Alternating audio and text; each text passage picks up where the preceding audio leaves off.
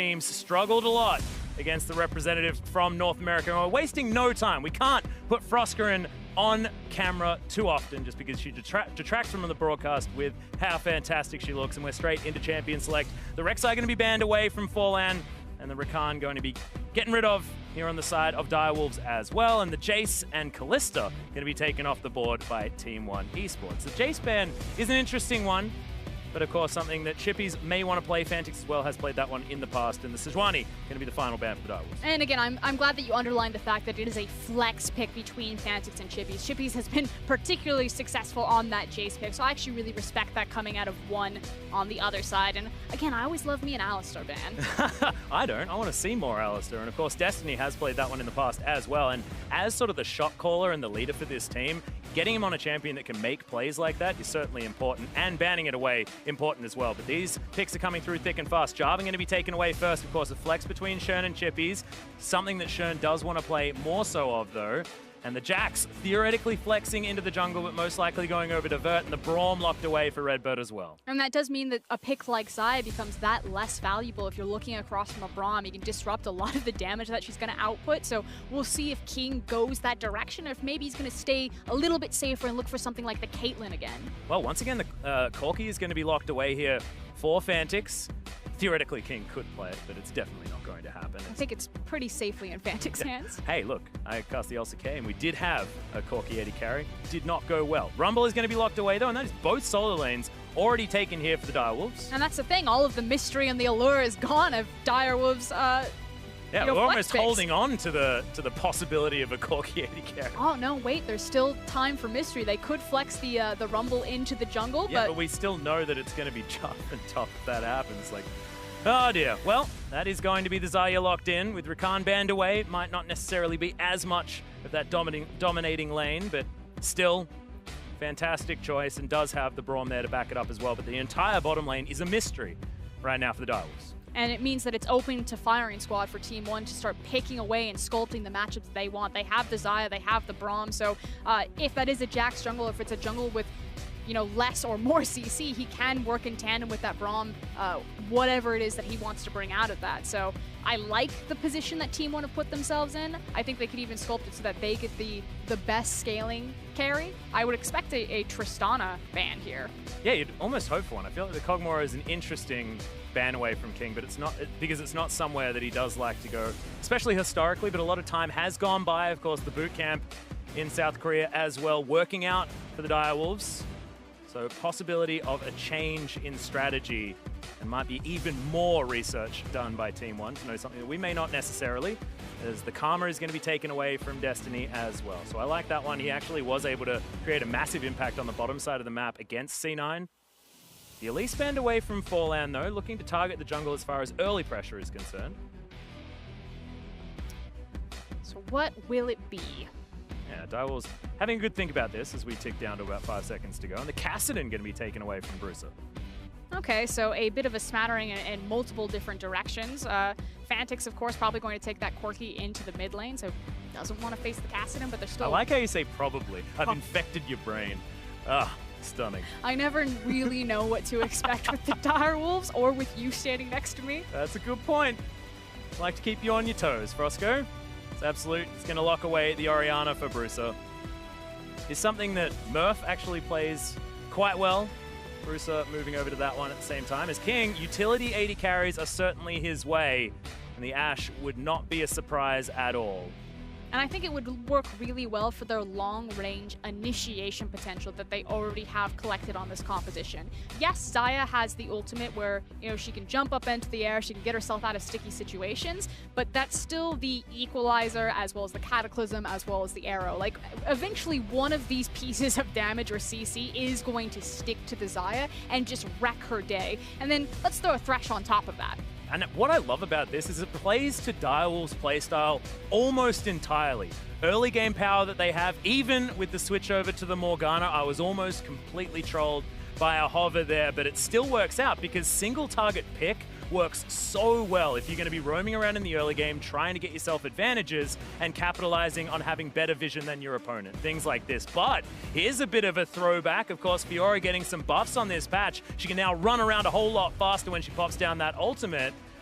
And she's going to be picked up into the top side, and Forlan is going to be flexing that Jax into the jungle. So much damage coming out of both of these teams right now. And we'll keep our eyes on how Jax decides to itemize. Usually you see more of a tanky Jax coming out of the jungle, but the hyper-scaling potential of Team 1's composition is pretty outrageous. Fiora and Jax, if these champions get going, they can just dominate side lanes, and there's really no options that Direwolves would have to face them in those lane assignments. You know, Rumble's going to be great in the 5v5, but left onto his own devices, he's probably just going to get smashed by either Jax or Fiora. Yeah, and if you look at Fiora and Jax, it feels like the Bash brothers, you know? It's like you get both of these champions smashing onto a single target, then you have the grand challenge coming down, everyone's healed back up again, and you can snowball it from there, especially with the shockwave being available. Decent ball carriers on both sides with the lunge and the leap available for both of them.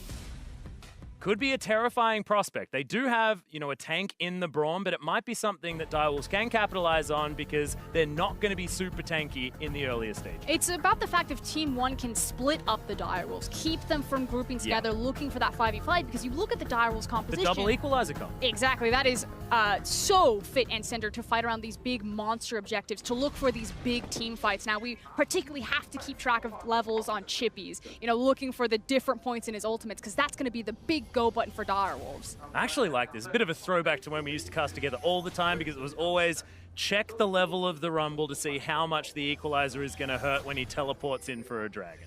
That was always the way. You taught me how to do this. Like, I now know how to commentate because I know that you just need to look at the Rumble and which level he is in order to work out what to do. He's level 11. I think they're going for it. No, he's only level 1. There's only one there. Man. Have you got your glasses on? No, but I am dyslexic. Oh, okay. Well, Team 1 looking for the early invade. Shenfire unable to take down that ward. As Destiny turns up unseen here. It's a bit of a 5-point defense system, with Fantix just hanging out there in the mid lane, understanding that Bruiser is probably just going to try and throw balls at him, which he does. Just scouting out. Now, the thing is that the damage kind of has been done, however, because they did place the vision onto the red buff. So if Shenfire decides to commit to it, it will be giving full vision and information over to Team 1, and then it's a matter of what they do with that vision, knowing what Shenfire's pathing is, or suspecting what it could be. And maybe, you know, he gives them the information, then he tries to put a spin on it, or a twist to find some sort of opening and ganking his lanes. But looks like it's going to be a Raptor start and a red start for both junglers. Yep, Forlan actually cheating here because that skin does have a real weapon. Not a huge fan. It's supposed to have something like a fishing rod, you know, or a lamppost. He's got an actual pole arm. Does that bother you? That he has an actual weapon? Yeah. The fact that he's playing Jax bothers me. I hate that champion. Playing against Jax is just as ruins days. Playing against him isn't great, but I like having him there because he does create extra action. As King's going to turn up, does have the championship Ash skin as well. It's the first binding lands. You got to check that one out generally. It's like getting your eye in. Destiny does certainly have that one, although he was punished. I feel like you really only have to hit one, too, because then you just get into the mind of your enemy, yeah, and they just know now that you can hit it. Although he did take half of his health bar in damage. Does have some biscuits there to keep himself safe, so see whether the Direwolves can push this one back, but it's a good shove coming out from Team 1. But checking back in on the jungler, so it was red into blue. Shenfire's now just completed it, and Fiora is very far forward. So Shenfire looks like he's going to go for the easy gank and might walk into him in the ward. Oh, he stalled for the scuttle. Yeah. That would have been perfect. Shen does like to pick up camps where he can, as Vert is going to know exactly what's going on as little Rift Scuttler does turn up right in front of him. Yeah, and immediately the ping goes down. So like you said, he sees the Scuttler, so he knows that Shenfire is on the top side of the map. That'll give information for Forlan to decide how he wants to continue to farm his jungle. Maybe he'll look for an invade on Krugs. The ward has already been placed in the bottom side of the try, so he will have clean vision walking down there if he wants to trade camp. Yeah, and Shen actually avoiding a lot of the vision here. If he does walk over and try and get a deep gank onto Vert up towards the top side, he can certainly do that, and Vert knows that he is up there, so just going to try and check.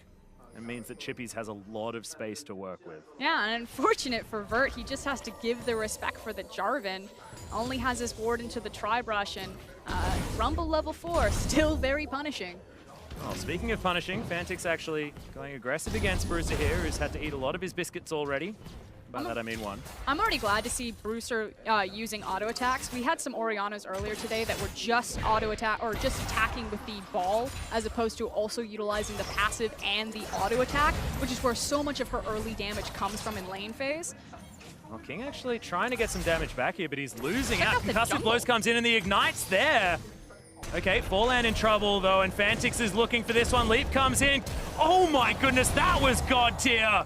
The counter-strike is enough. The flash is coming, but Destiny gets the flash bind, and first blood goes to Fantix. The fadeaway binding from Destiny, right place, right time, and it gives Fantix the double buff. So Corki just got a lot scarier in this lane. And that was absolutely fantastic as well, because it was like Destiny turns up and says, all right, kids, you're struggling to take him down. It's okay. I'll get the carry in here. And Fantix now looking for more under Bruiser, going aggressive, does have the blue buff and the red buff. So isn't too worried at all. Also has the flash advantage on the Oriana, so Brewster has to be so respectful there. As we take a look how that happened, because we were looking at the bottom lane, which turned into a very heavy 2v2, but Forlan just caught counter-jungling the Raptor camp. Did have a level advantage here under Sherm, but just knew that Fantix was in the area. It was so cute with this play to get the stun, but Destiny, that was fantastic. Flashes over the wall and just hits him on the very edge. Oh, come on, just say it. No. I'm not here to indulge you, Atlas. Dang it. Okay, well, Bruiser sidesteps the phosphorus bomb. I'm going to be upset about that for a while, okay, Frostgrin? So the thing that Fantix wants to do here is he wants to continue to punish the flashless Oriana, so he's trying to get the creep wave pulled over to his side of the map and just be that massive bully that double buff Corki gets to be by denying as much CS as possible, and then being like, if you want it, yeah, come and get it. 1,000 gold now the lead here for the Direwolves. As Counter-Strike does come in. Oh, nice edge stun onto Fantix. Forlan showing that he knows exactly how to play the ganks on this Jax, but with Bruiser with no mana and basically no health, it's a big struggle. Shockwave now in his back pocket, but probably can't even afford to use it at this stage. As Fantix control of the wave, will be able to clean up these creeps quite nicely. Having to pull the jungle just to trying to fix the wave there. It does mean that, like you said, Schernfire gets to continue to play Farmville in his jungle. Kind of in the Schernfire way. Yeah, and as we look topside as well, Chippies has been able to continue to build control and pressure here in this lane, because Vert, after that earlier stage, all of these creeps that are here as well, Chippies held that lane in the position for a very long time. And this is exactly what the Direwolves fans wanted to see from their team in the first game. This is all of the keys of success for them. They are very much a solo lane-focused team, and then bouncing their jungler in between them. You know, Fantix is ahead in CS in the mid lane, already has a She now, so going to be trying to punish Oriana even harder. Chippies is having a hell of a time up into the top lane, although it might get sneaky because Brahm's actually rotating up there. Yeah, what is this funny business, Redbird? He's been spotted. It's a drive-by. One might say a stroll. Yeah, just checking the area. Brewster is going to be discovered as well. Forlan taking down this Rift Scuttler, so trying to get himself back up to the level of Shern. Does actually have even in experience, but you can see a few more camps have been taken here by Schernfire. But it's building still up towards his Cinderhole.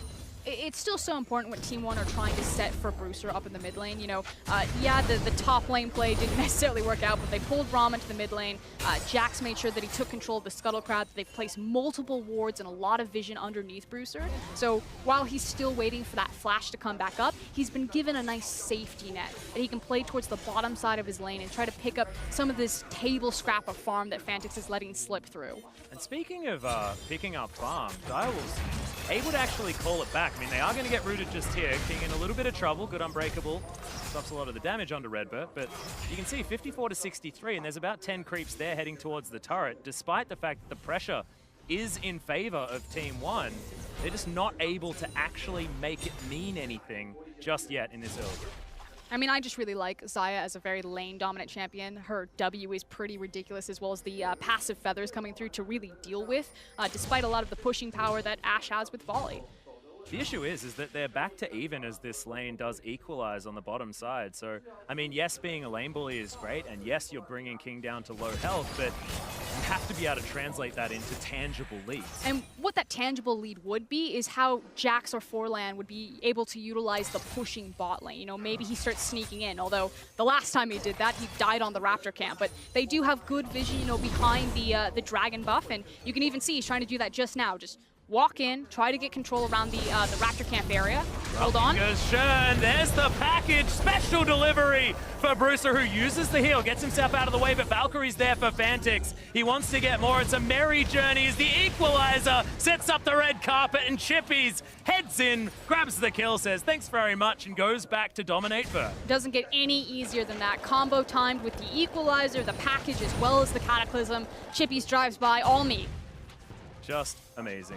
Set up exactly the path that Bruiser didn't want to take. But what's interesting is now the equalizer's not available for the cross-back play. You know, normally a lot of teams, when they have the equalizer available, that's when they try to make the teleport play bottom, especially on a lane as far forward as this Xayah and Braum right now. But the Direwolves, they sit in their lanes. They like to abuse these individual matchups and advantages, whereas Team One are trying to be more about the team play. You know, they pressure forward in their bot lane. They then use that pressure to pivot, turn towards the Dragon, and start setting themselves up for a mountain. Well, they are certainly going to be able to head towards this. Fantix doing a lot of damage to this mid lane, as we can see at about 10 minutes in. It's pretty much on the clock as far as farm. What we expect from him, but it means that Direwolves not able to grab what is a pretty important Dragon.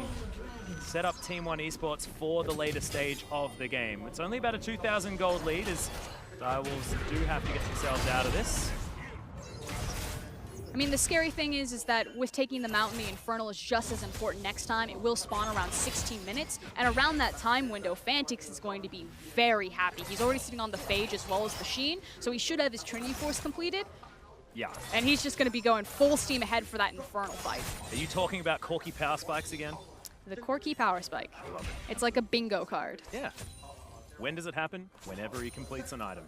Although, here we go. Yeah, Arrow is going to fly forward. There's the knock-up from Shern as Destiny doesn't quite get the ultimate to work. And Glacial Fissure comes in with Redbird able to get out of the way. Flash timing stunning from Absolute, who is going to be safe. No mana, no summoner spells, but does have his life. And so much used right there, and they're able to walk away. That said, here's Jax. Yeah, Forlan gets the double stun, as well as at least the Black Shield was there from Destiny to try and get him out of there. Not going to get stunned. And you also have the mid laners starting to rotate down, so even though they don't make their appearance, the threat from Bruiser, the appearance of Forlan mean that Team One gets to at least hang on to this tower a little bit longer, including Redbird's life. And the change from most other teams here is that Direwolves are probably okay with this, because what happens when there's a three-man bottom lane for the Direwolves? It means that their solo lanes, that this time they're actually winning, are able to put that pressure on. You saw Fantix all the way up to the turret, now doing his favorite thing ever, which is take down Popcorn Chickens, and does so very, very easily to try and boost that CS number. And Chippies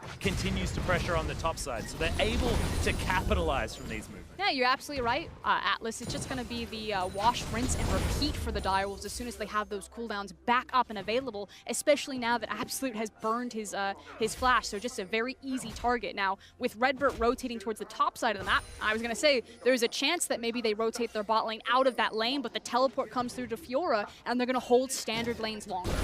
Well, Redbird actually paying a little bit of attention here to the mid lane. He does like to have an excursion, but hasn't found any success doing so just yet. Shenfire has some buffs to pick up. It's the red on the bottom side. And then we'll hand over to Fantix, the blue buff that should be coming up momentarily. Should be noted that the Ardent Sensor has been completed for Destiny. He also has the Stoneborn Pact Morgana combo there, so offering a lot for his team. Getting himself in there. See whether Destiny is going to be the one making the plays, as he does have Soul Shackles back up once again now. Just ticking over. Good Winter Fight lands onto King, but doesn't seem to be too worried about the damage. But the setup is coming for Direwolves. They already pinged bottom. They're starting to pressure the wave forward. The cooldowns are back up and available, and Surenfire is starting to move that vision deeper and deeper. And Team One know this is coming. You can see as well, King actually going for an interesting item build. Infinity Edge first. Ashe is going to come in.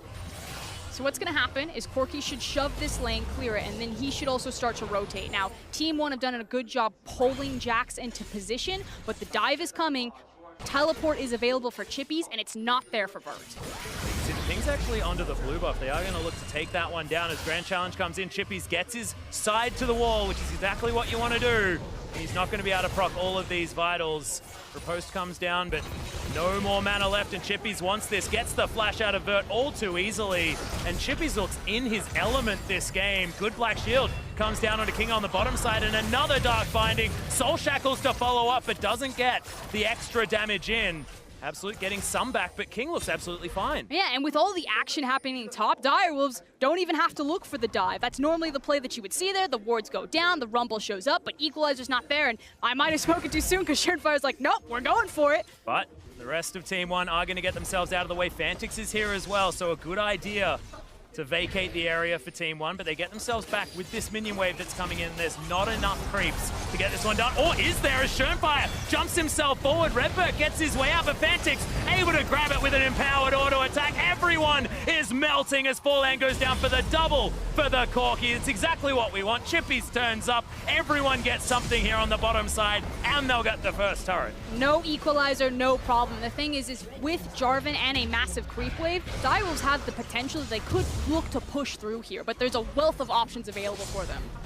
Well, at least Vert now gets some spare time up towards the top side to try and get rid of this outer turret, but I'm not sure whether any extra damage was done with how pushed Chippies was. And a package is going to be delivered to Brewster. He's taking so much damage. The flash follow-up, all too easy. Gets the circle around him, but Fantix ain't going anywhere, and Brewster, he's dead. And now it's multiple solo kills happening in these individual lanes, and Fantix is suddenly 4-0-2. It felt like it just quietly snuck up on everyone. I talked about that 16-minute Infernal Drake and what it meant that around that time that Corky would be prepared. He's not only prepared, he's also got a BF sword.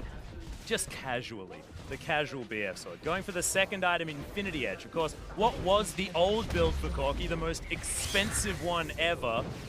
And Fantix, who's just been eating these little raptors over and over again. That's what happens when you're 167 CS. Hold on. I feel like I've seen this play before. Oh, goodness me. The arrow does land. Absolute. He's not going to be able to Featherstorm because he didn't even have it. Surefire's going to be able to pick this one up, just blocking the Winter's Bite potential. Redbird, he's walking, but he's not going to get anywhere. There's so many wards from the Direwolves as well. They knew that he had no support. But there is a counterplay available, and it's up in the top lane, but can Chippies 2v1? Well, he's trying to get out of the way, but there's another Vital here for Vert. He does get it. And Chippy's not going to be able to do anything. Not sure whether that equalizes even worth it. Oh my goodness, the slow is enough, but Lunge, not a long cooldown on that one, and Vert is able to lock that one down. First kill here for Team 1. So Forlan helps get them something back into this game, but they're still losing so much in terms of objectives. It will be the Infernal that falls, and possibly their mid laner as Brewster. He's not having a good time. No, he can't go anywhere near Fantix right now, which he just learnt. Fantix now pushing up towards this inner turret, and he's going to try and beat this clock. Okay, there's the shockwave. Fantix says, I don't really care about that one. Doesn't even have something like a null magic mantle. It's just the huge lead that he has helping him out here. Now Brewster just trying to buy time there for Forlan to come down, make sure that they don't lose any chip damage on their inner mid towers. We take another look at this bot play. And this is the thing, like you said, when Fantix are winning their natural lanes, it allows Surefier to give the attention to the bottom lane. Again, his jungle proximity is much higher for these two. He likes to camp the lane. King likes to play more of these utility-style AD carries. So this is just true comfort for the Direwolves. And that was actually just everything going perfectly as well. All the skill shots land. This, not so good for Direwolves fans. Team 1 finally getting something on the board, and 4-1 is the scoreline between Brazil and Oceania. And that's in favor of OCE for the moment, but Team 1 really want to try and get one back, build their way towards this, and get towards the best of fives after this group stage. Now that said, it does look pretty dark for them right now. 32 to 25k. Rift Trailed also falling for Direwolves as well as the top tower, but there's still that tiny light at the back of the tunnel, Atlas, and the fact that it's Fiora that's getting the kill, that it's still the Jax, that it's still the Xayah. There are still these late game scaling options for Team 1, but they need to, pump the brakes on the tempo of this game, slow everything down, and start getting their ducks in a row. It's going to be difficult, 7,000 gold being the lead here for the Direwolves. And it's not even 20 minutes into the game yet. Fantix has his 200 CS already. I've missed casting this guy because I like farm a lot, and Fantix never disappoints. So does he. He does. He does. We're like-minded like that. So the big play now for Direwolves is the fact that the Baron will be spawning in 140, so they've already moved Fantix up into the top side. His teleport will be available soon. Chippies has his. He should move to the bottom. Now, the play that Team 1 have on this, because Direwolves are just going to push mid, push top, and then look for a pick in this jungle, which is what Destiny's setting up to do now. Bruiser is going to be discovered, and the arrow is going to land. A flash from Destiny gets the Soul Shackles in. It's at least a decent ultimate, but Destiny was healthy enough. Just good setup there from the Direwolves, and they wasted no time throwing out that arrow. Yeah, and it was just an echo of the possible damage and 5v5 that Team 1 may have if that shockwave is followed up on. But otherwise, Direwolves just know exactly what they want to do. Like I said, push the 2 outer waves and then just look for Team 1 cheating between mid and top and find that pick. Now, the other option that they have is little Chippies by himself down here. Yes, the Rumble is still very scary. Not that little, yeah. But we've seen in the 2v1 that they can take him down. Well, Bert's going to try and set himself up. He has the Ravenous Hydra, so his dueling potential is certainly there. But with the Rift Herald heading towards this inner turret, oh goodness, it might actually get some damage down onto this inhibitor as well, as Fantix is going to turn up. They're 4 men strong, doing the split push rumble thing. But they should just rotate top. It's only Absolute up there by himself. And they get the short track as well, given all of this vision that they have available to themselves. I know you love talking about it, but being able to flood that with wards means that they can move back and forward between these 2 lanes so easily. Which then puts responsibility on Vert, because that's exactly what Direwolves want to do. And then they'll just look for the teleport play. Chippies is level 12, which means he has 2 points in the ultimate right now. So much responsibility on this Fiora to keep Rumble locked like this. Well, he's going to be able to heal himself up, but Destiny makes his way in. Fantix has the package. He's going to turn up. That's the double equalizer that we were looking for. And Chippies gets revenge by taking him down. A little bit unfair in a 3v1. And unfortunately, they lost track of the rest of the Direwolves. You know, maybe some miscommunication cross-map that, hey, they could all be just rushing down bottom to kill you. And suddenly that big pressure point that Team 1 had to play around, maybe a bit of a safety net to delay the Baron, is denied. Yeah. And it's a little bit unfortunate because I do really like what Vert was trying to do, because you do need to try and make plays. You definitely do not want to get locked down by the pick potential of the Direwolves, but thankfully Bruiser does make his way out.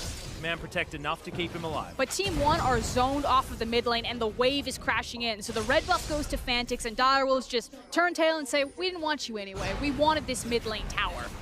Yep. King actually going to focus on these creeps a little bit, but Fantix, he's got his power spike number 2, Frosco, and that is going to be the Infinity Edge locked in. That tower did not last very long at all. Really good riposte, but just doesn't matter. They've got much more CC to come in. The Shockwave left a lot to be desired there from Bruiser. Didn't find the targets, and they're just bleeding objectives left, right, and center. 11,000 gold to lead for the Direwolves. And the final game of the day, looking dominant here for the OCE representatives. And it's about time, because Oceania have had a really rough go internationally, and this is the performance they wanted. So like you said, the Rapace does find one form of CC, but then it just opens up the opportunity for Ashe to pop Fiora right in the teeth with the ultimate. And I feel like if Forlan had have just flashed forward instead, that could have been the massive 4-man shockwave, but instead, realizing that they're a little bit too far behind, that would have spelt the end of the game. Team 1, though, possibly looking for something pretty bold here. And if I had to assign this team a word, bold would be the one. They just the Gambit play, I think we can call it now. Yeah, that's pretty fair. Because they went for back-to-back surprise Barons against WE, and it worked the first time. They were setting up a cute trap there, trying to catch out Direwolves heading to the Baron. Shownfire, absolutely no fear at all, as another Binding lands. Has Destiny missed one yet? Looking ridiculous as Fantix, about 3 auto attacks will do it. He's still burning down. There it is. Right at the very end of the rocket, as Frostcrew would say. The ultimate, the heal, and the flash. An absolute. That's now a 4v5 for this Baron. They've got the control wards. Team 1 know it's going down. They do have their smite, but it might be too little too late. One last chance. Yeah, and a level in advantage there for Shownfire as well, as they probably want to deny him being able to leap into this pit, because you don't want to try and opt in for any sort of 50-50. There's a shockwave, but it is locked down by Shownfire, and they grab the kill. Fantix, he's in amongst it. We've got the arrow landing as well, and Fantix knows the target that he wants to pick up. He's 7-0-4. The equalizer's there, and Redbird has to be so careful. I don't think a turret is going to bother Fantix at all, as, my god, that was just one empowered auto attack. And Chippy's representing the Direwolves underneath the turret, making sure that the Braum goes down. They've got the wave, they've got the Baron, and now they're going to start sieging up on another inhib tower. Okay, Absolute is going to respawn, but does not want to go up against Chippies, and this is the dominance that we know the Direwolves can bring when they get that early start. 15,000 gold is the lead, but Bert now looking to try and answer Chippies. If they can stall, certainly can be a game that they can win, because that split push win condition with 6 items on everyone is certainly available. The Direwolves look like they're closing this one out strong. And they have the wave clear in terms of Team 1. You know, they've got an Oriana, they have a Xayah, Jax, Fiora. They can all farm very effectively. So there are the options. It just means that Direwolves have so much more onus to clean this out. We'll take another look at that sick Dark Binding. And you're correct. I don't think I've seen him miss one. Yeah. And then that damage. That damage is ridiculous. Also the aim for Fantix as well, showing his comfort on the Corki. Now, Jax did get into the pit, but unfortunately wasn't able to make the steal stick. And I like the thought from Team 1. Again, you can see Fiora on the bottom of your screen. So their idea was, our only option here is to look for the steal. We can't win the 5v5. Oh, whoopsies. Okay, Bruiser caught napping there just a little bit, but it all happened very, very quickly. The arrows are landing, the bindings are landing, the support Ashe, the binary score lines here on the bottom side. Direwolves, we know exactly where they put their power. Chippies 3-1 and 4. We've got 8-0 for Fantix. And they're looking for Nexus turrets. They'll get the first one. The Brazil versus OCE rivalry continues to be a good one for OCE as the equalizer comes in. They're looking for the celebratory kills, and they'll get them. This damage is massive. The Nexus, not long for the world, and Direwolves put one on. It's 1-1 now for the Oceanians, and 0-2, unfortunately, for Brazil. But dominance and what we expected from the Direwolves, who can get ahead early. And raise your koalas, because Oceania is officially on the board at Worlds. We made it. We picked up the victory, and we're now 5-1, I believe, over Brazil. Yep, that's absolutely correct. So things working out for OCE, but they still need to back that one up tomorrow as well. And 2 blue side wins here for Direwolves at the same time. We are going to be switching sides, of course, when we get into our next matches. So see whether that is going to change things for the better or for the worse for either of these teams. That said, the importance of this victory cannot be understated. They said it on the yes. analyst desk all day, you know, with these groups that have appeared very top-heavy, you know, both Cloud9, both Team WE taking the big 2-0 victories. It was going to be the emerging regions clash that would really start to define who is going to take that second seed. And taking the second seed, you still get a shot at the elimination round in a best-of-5. Yeah. It's very, very dangerous now for Team 1, so they're going to have to really make sure that they turn things and try and pick up the victory against the Direwolves next time around, or perhaps even Cloud9 if they can. But that looks like such a tough ask. As far as this group, feels a little bit cut and dry at the very top, because Cloud9 looks so good, but there still were good things there for our Team 1 as well towards the end. And that's the thing. I don't want to take too much away from, you know, these losses for Team 1. Yeah. You know, watching their VODs, they are kind of a very polarizing, heavily swinging team. Sometimes they just get blown out. Sometimes they just blow you out. They say it in their motto, you know, today warriors, tomorrow heroes, but maybe tomorrow they'll be the heroes. Well, exactly right. They said it themselves, tomorrow is going to be a better day. But to break down that game and close out the day, let's send it over to the analyst. Thank you, Atlas. Maybe tomorrow indeed, Frostgren. Today was incredibly rough coming in for Team 1. Mark Z, you had some strong opinions about this draft phase, specifically that Jax in the jungle. Yeah, it's been, you know, a long night. It's the last game of the day. I'll just be blunt. I think that Jax pick was pretty dumb. I understand what happened here. They took it early on. The Rumble gets taken into it. You want to flex it to the jungle, which I guess is fine. But the question is, like, why would you build it the way you chose to build it, where they take Cinderhulk on it, they start trying to finish a Righteous Glory, and at that point, it's like, yeah, you saved it from getting counterpicked top, but you made it useless, and you made your jungler useless. And I think that's where I have a big problem with their decision on what to do. Yeah, you thought the pick was dumb. I thought the play was also a little bit in that category where he went into the jungle for the Raptors, decided to dodge towards the left side instead of towards his mid laner. I understand the Corki's there as well, but now you're just in too deep, my friend. At this point, he can like just get collapsed on. The Corki's going to be able to get in there a bit as well. He's going to try to give him, you know, the loop-de-loop, but Morgana.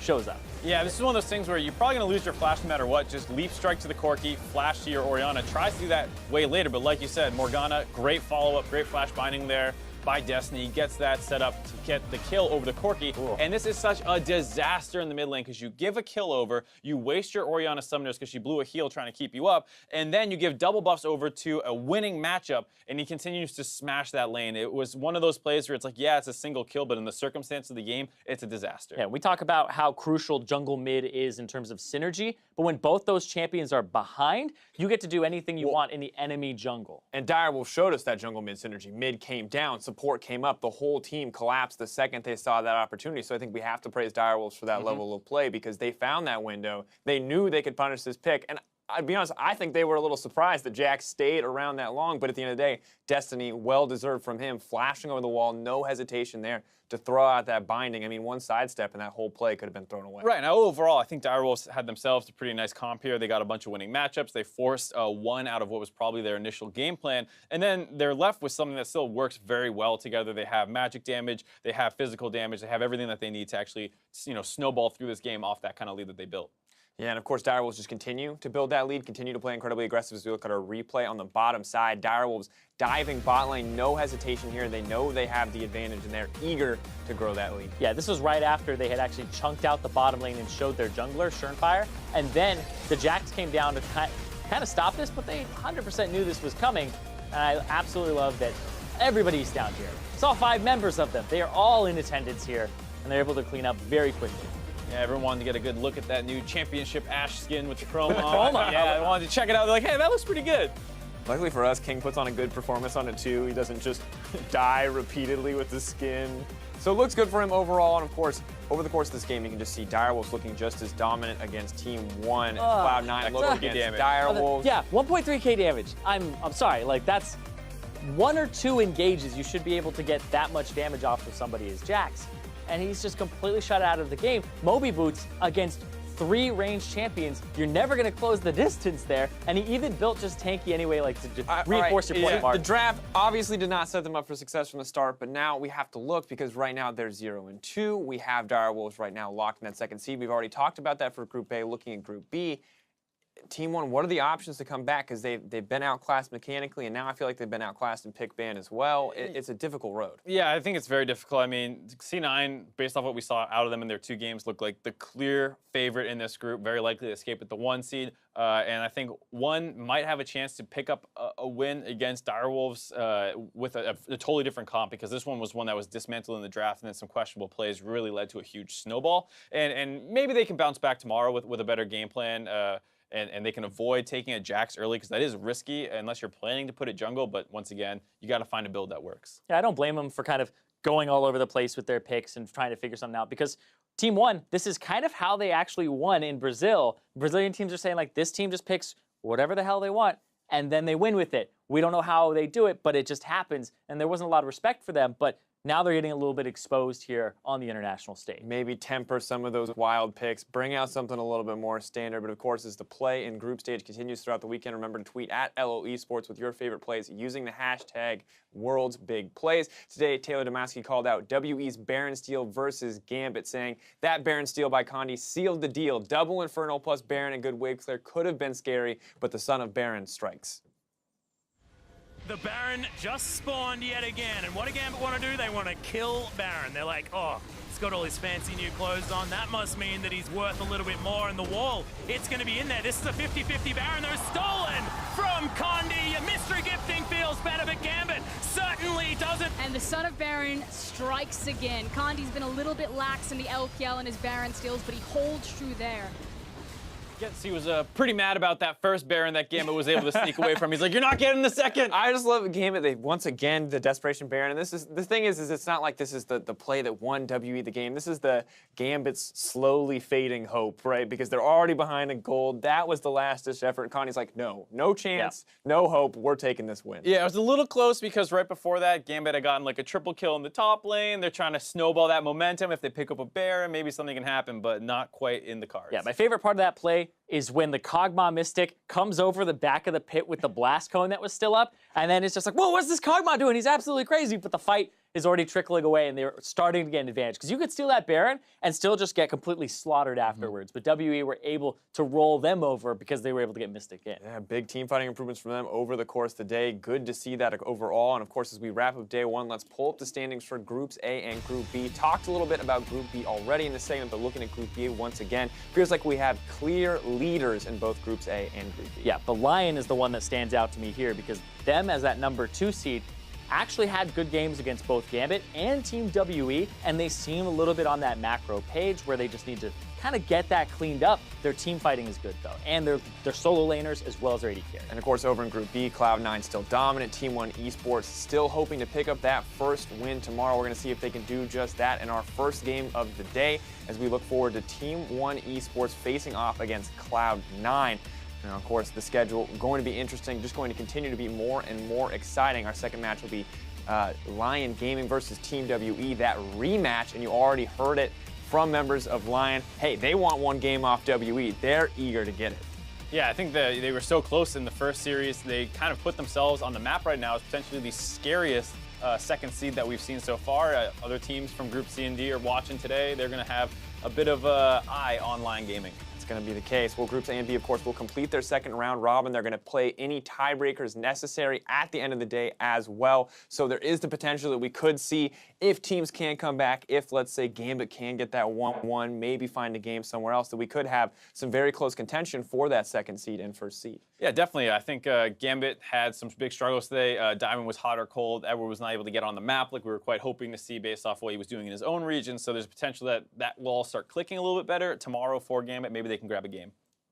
Yeah, interesting to see you now for myself, the casters, and the entire live broadcast crew. Thank you for watching. We'll see you more tomorrow for Worlds 2017 as we continue on day 2.